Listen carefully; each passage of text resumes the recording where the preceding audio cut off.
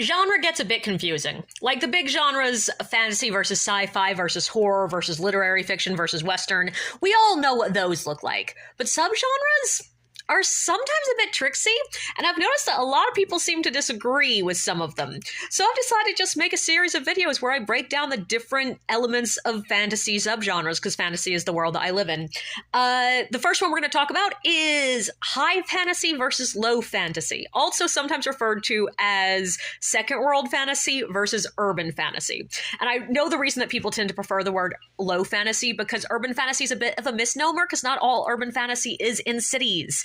It's just anything that takes place in something that's like our world, but with magic, versus second world fantasy or high fantasy, which takes place in a world that may resemble some time in our past or future, but is clearly not our history, not our culture, not our world.